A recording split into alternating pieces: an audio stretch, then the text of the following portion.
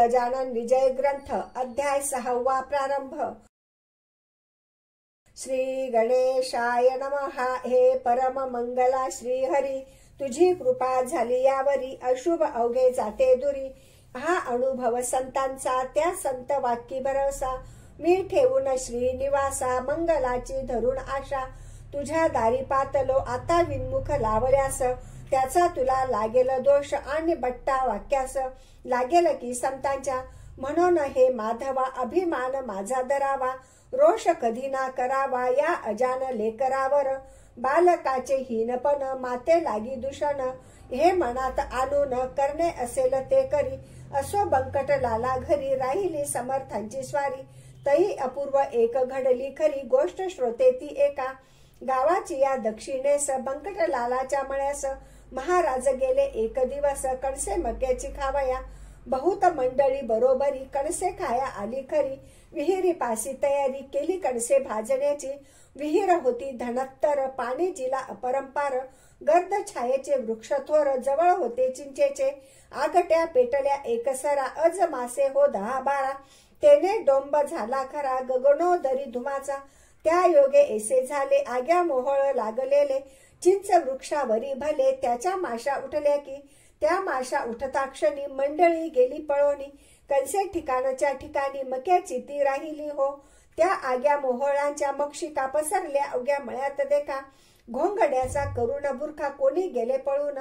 प्राणापरी आवडती वस्तू नसे हो कोणती। अशा वेळी समर्थ मूर्ती आसनी होती निर्धास्त। ते नाही पळून गेले, आसनी आपल्या स्वस्थ बसले। विचार करू लागले निज चित्ती माशांचा। माशा तरी मीच झालो, मोहळ तेही मीच बनलो। कणसे खाया मीच आलो, कणसे तेही रूपे माझी। एषा विचारे आनंदात, महाराज राहिले डोलत। अंगावरी असंख्यात माशा येऊन बैसल्या। वाटे पासोडी माशांची, समर्थ पांघरले साची। योग्यता ब्रह्मनिष्ठाची काय वर्णन करावी। माशा चावती वरच्यावरी, परी न तो परवा करी। त्यांचे काटे शरीरी बोचले असती असंख्यात। यासी झाला एक प्रहर, भक्त झाले चिंतातुर। बंकट लालाचे अंतर दुःखे व्याकुळ झाले हो। कुठून बुद्धी झाली मला, येथे आणिले समर्थाला। कणसे मक्याची खावयाला, मंडळींच्या समवेत। अशा समर्था लागून दुःख द्याया मीच कारण। झालो हे का शिष्यपणा, माझे आहे रे दुर्दैवा। बंकट लालाने तयारी पुढे येण्याची केली खरी। हे जाणून अंतरी कौतुक केले समर्थाने। जीवांनो जा निघून, बसा मोहोळी जाऊन। माझ्या बंकटा कारण तुम्ही कोणी न चावावे। जमलेल्या मंडळीत बंकट हाच निस्सीम भक्त, जो माझ्या प्रित्यर्थ येत आहे धावणिया। ऐसे म्हणता माशा गेल्या, मोहळावरी जाऊन बैसल्या। बंकट लालाने पाहिल्या त्या आपल्या निजदृष्टी। महाराज त्या पाहोनी बोलते झाले हसोनी। वा खूप छान केलीस मेजवानी आम्हासी तू माशांची। अरे ते जीव विषारी बैसले माझ्या अंगावरी। माझ्यापासून झाले दुरी, लड्डू भक्त एधवा। याचा करी विचार, संकट आल्या कोणावर। कोणी न सहाय्य करणार, एका ईश्वरा वाचुनी। जिलेबी पेढे बर्फी खाती, माशा आल्या पळून जाती। एशी जयांची आहे कृती, ते स्वार्थी भक्त निसंशय। बंकट लाल मधुरोत्तर करिता झाला त्यावर। महाराज आणू का सोनार, काटे माशांचे काढावया। महापापी मी गुरुराया, तुम्हा लागी त्रास द्याया। आणविता झालो या टाया, माशा किती डसल्या तरी। गांधी अगणित अंगावर, उठल्या तुमच्या साचार। याचा व्हावया परिहार, उपाय सांगा कोणता। बंकट लालाचे एकिले वचन, महाराज बोलते झाले। अरे यात ना काही अधिक घडले, डसणे स्वभाव माशांचा। मला त्याची मुळीच बाधा होणार नाही जाण कदा। त्या माशी रूप सच्चिदानंदा म्या जाणले म्हणून। माशी तरी तोच झाला, तोच आहे माझा पुतळा। पाण्यानेच पाण्याला काय दुखविता येईल। हे एकता ब्रह्मज्ञान, बंकट लाल धरी मौन। काटे काढण्या लागून बाहिले त्याने सोनारा। सोनार चिमटे घेऊन आले, देहास शोधू लागले। कोठे आहेत काटे रुतले, मक्षिकेचे पहावया। महाराज वदले तयांना, काय ह्या वंध्या मैथुना। करी तसा तुमच्या नयना, काटे तेना दिसतील। ते काढण्या चिमट्याची गती नाही मुळीच साची। साक्ष ती ह्या गोष्टीची, मीच दावितो तुम्हाला। ऐसे म्हणून कौतुक केले, वायू लागी रोधून धरिले। तो काटे अवघे वरी आले रुतलेल्या स्थलांतून, तो पाहता प्रकार लोक आनंदले पार, कळून आला अधिकार श्री गजानन स्वामींचा. पुढे कणसे भाजली अवघ्या नीती ग्रहण केली, अस्तमाने निघून आली मंडळी निजगृहाते. असो पुढे एक वेळा महाराज गेले अकोटाला आपल्या बंधूस भेटण्याला. श्री नरसिंगजी कारणे हा कोतशा अल्लीचा शिष्य मराठा जातीचा, कंठमणी विठ्ठलाचा भक्तिबलाने झाला असे. त्या नरसिंगजीचे चरित्र मी भक्तलीलामृतात वर्णिले आहे इत्यंभूत. आता ते सांगणे नको. हे अकोट नामे नगर शेगावाहून साचार आहे 18 कोसांवर ईशान्येला परी एसी. मनोवेगाचा सजवून वारू निघते झाले सद्गुरु, जे पदनताचे कल्पतरू श्री गजानन महाराज. अकोटाच्या सान्निध्यासी एका निबिड तर्ष अरण्यासी, नरसिंग आहे अहर्निशी एकांतवास सेवावया. हे निर्जन अवघे अरण्य महाभयंकर दारुण, निंब अश्वत्थ रातांजन वृक्ष जेथे उदेले, लता त्या नाना जाती वृक्षा वेढून बैसल्या असती. तृण वाढले भूमीवरती सर्प वारुळी असंख्यात, एषा त्या अरण्यात नरसिंगजी जाऊन बसत. म्हणून आले अवचित समर्थ त्यासी भेटावया. सारखा भेटे सारख्यासी पाणीच मिळे पाण्याशी, विजातीय द्रव्यासी समरसता होणे नसे. गजाननासी पाहिले तेने चित्त आनंदले, स्वामी नरसिंगजीचे भले तो प्रेमान वर्णवे की. एक हरी एक हर चालते बोलते परमेश्वर, एक राम एक कुमार वसुदेव देवकीचा, एक मुनी वसिष्ठ एक पाराशर ऋषी श्रेष्ठ, एक जान्हवीचा काठ एक तट गोदेचा, एक हिरा कोहिनूर एक कौस्तुभ साचार, एक वैनतेय एक कुमार सती वानरी अंजनीचा.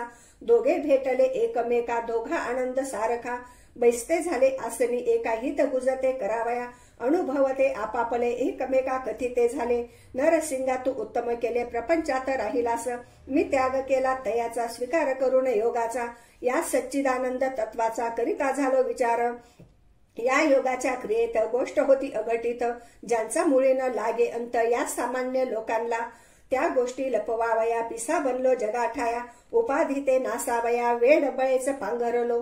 तत्व जाणण्या कारण मार्ग कथिले आहेत तीन, कर्म भक्ती योग म्हणून शास्त्रकारांनी शास्त्रात. फल या तिन्ही मार्गांचे एकची आहे अखेरीचे, परिबाह्य स्वरूप त्यांचे भिन्न भिन्न असे की. योगी योग क्रियेचा जरी अभिमान वाहिसाचा, तरी तयासी तत्वाचा खरा बोधना होईल. योग क्रिया करून अलिप्त राहावे तयापासून, कमल पत्रा समान तरीच तत्व कळू नये. याच परी प्रपंचाची स्थिती नरसिंग आहे साची. आसक्ती कन्या पुत्रांची मुळीच राहता कामा नये. गार पाण्यात राहते परीन पाणी शिरू देते, तैसेच वागती साचे या प्रपंचा माझारी. या परित्वा राहावे अपेक्षारहित असावे, चित्तातून ना ढळू द्यावे सच्चिदानंद ईशाला. म्हणजे काहीच अशक्य नाही. तू मी आणि शेषशाही एक रूप आहो पाही, जन जनार्दन भिन्न नसे. नरसिंग म्हणती बंधुराया आला समसी भेटावया, ही तुझी केवढी दया उपमायाला देण्या नसे. प्रपंच मुळी अशाश्वत त्याची काय किंमत, दुपारच्या सावली प्रत कोण सांग खरे मानी. तू कथिले जया परी तैसा वागेन भूवरी, मी जाण वरच्यावरी अशीच भेटी द्यावी तू वा.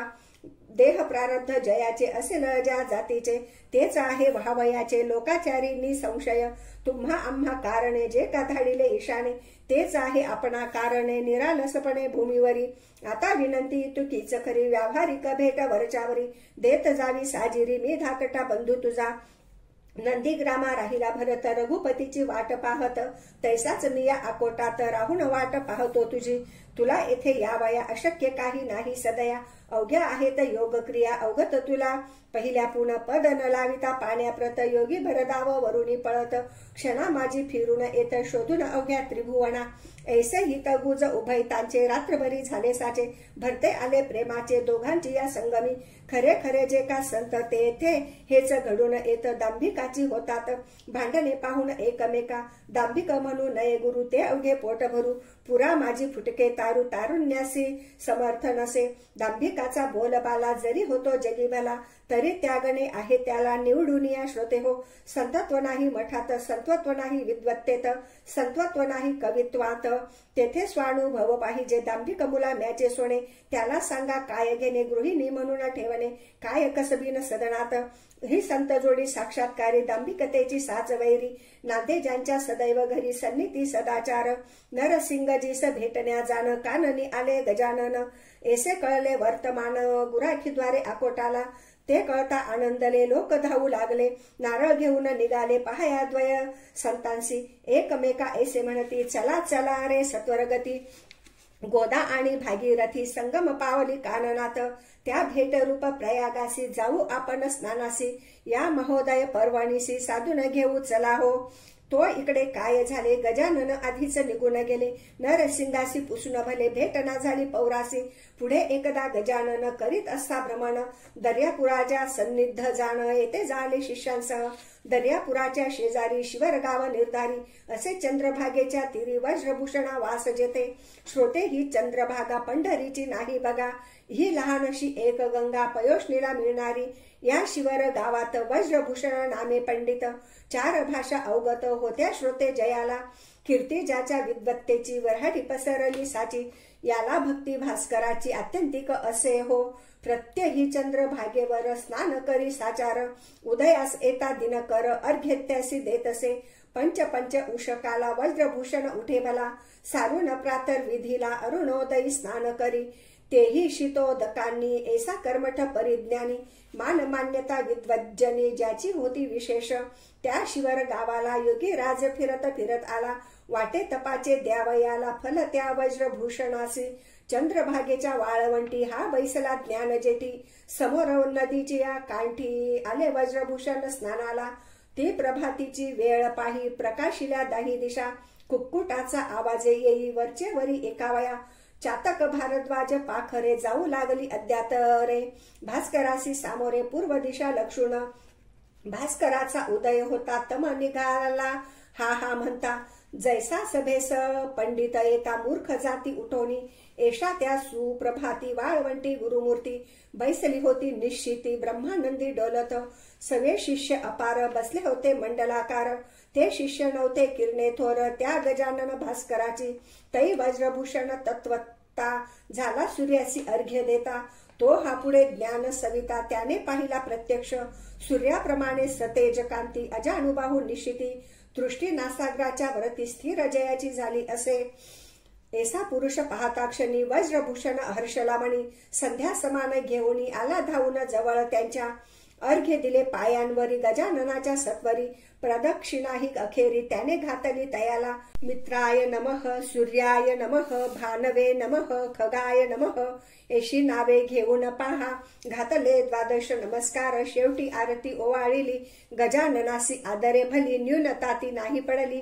कशाचीही, त्या ठाया प्रार्थनापूर्वक नमस्कार, साष्टांग केला अखेर, मुखाने ते स्तवन थोर, महाराजांचे चालले माझ्या तपाचरणाचे फळ आजी मिळाले साचे, दर्शन दिव्य पायांचे आज झालो धन्य मी, नभोदरीच्या भास्कराला देत होतो अर्घ्य भला, तो आज प्रत्यक्ष पाहिला ज्ञाननिधी योगेश्वर. श्लोक. हे पूर्ण ब्रह्म जग चालक ज्ञान राशी, ऐसे युगायुगी किती अवतार घेसी, झाल्यास दर्शन तुझे भय रोग चिंता, नासे गजानन गुरो मज पाव आता. ऐसी प्रार्थना करून संपविले त्याने स्तवन, योगेश्वरे या आलिंगन दृढ दिधले त्या दोन्ही करे, माय जैसी लेकराला प्रेमे धरी पोटाला, तेवी वज्रभूषणाला धरिते झाले महाराज, मस्तकावरी ठेवीला कर आशीर्वाद दिदला तोर, सर्वदा तुझा जय जयकार होईल बाळा वज्रभूषणा, कर्म मार्ग सोडू नको, विधी निरर्थक मानू नको, मात्र त्यात होऊ नको लिप्त बाळा केव्हाही, आचरून कर्मफल टाकीता भेटतो घननिळ, त्याच्या अंगीन लागे मळ या कर्माचा केव्हाही, तू आता आपल्या सदनी माझे बोल ठेवी बनी, प्रत्यही माझे तुला ध्यानी होत जाईल दर्शन, ऐसे म्हणून प्रसाद दिला श्रीफलाचा श्रोतेवला, त्या वज्रभूषण पंडिताला महाराज आले शेगावी, ह्या शेगावचे होते नाव पूर्वकाली शिवगाव, अपभ्रंश लाधला ठाव शेगाव या शब्दाला, तेच हल्ली प्रचलित आहे बुध हो वराडात, 17 पाटील होते सत्य ह्या एकाच ग्रामाला, महाराज शेगावासी आले परीन स्थिर राहिले, हमेशा ते भटकत फिरले मनास येईल त्या स्थळा, आकोट अकोले मलकापूर नावे सांगावी कुठवर, चांदण्यांची न होणार मोजदाद कोणाही, ज्येष्ठ आषाढ महिना गेला पुढे श्रावण मास आला. उत्सव होता सुरू झाला मारुतीच्या राऊळात. हे मारुतीचे मंदिर शेगावी भव्य साचार. पाटील मंडळी थोर थोर होती या भक्त देवाची. पेंडी लागी जैसा आळा तेवी पाटील गावाला. जे जे काही आवडे त्याला तिकडे लोकांचा कल होई. चाले उत्सव महिनाभर अभिषेक पोथी कीर्तन गजर. अन्नदानाशी येई पुर अवघे लोक तृप्त होती. या उत्सवाचा पुढारी खंडू पाटील निर्धारी. जो गावचा कारभारी होता उदार मनाचा. श्रोते हे पाटील पण आहे वाघाचे पांघरुण. तो जो घेई त्याला जन भिऊ लागती सहजची. गाव करीते रावण करी एशी मराठी भीतरी. म्हण एक आहे साजरी ती यथा तथ्य असे. त्या मारुती मंदिरासी आले गजानन पुण्यराशी. श्रावणाच्या आरंभासी उत्सव श्रीचा पहावया. बोलले बंकटलालासी मी आता या मंदिरासी. राहीन जाण अहर्निशी त्याचा शोक करू नको. गोसावी संन्यासी फकीर यांचे कायमचे राहणे घर. योग्य नाही साचार तुम्हा प्रापंचिकाचे. मी परमहंस संन्यासी आता राहतो मंदिरासी. तू बोलाविशी ज्या दिवशी तेवढ्या पुरता येईन तेथ. हे अंतरीचे गुह्य तुला कथन केले बंकटलाला. स्वामी शंकराचार्याला भ्रमण करणे भाग आले.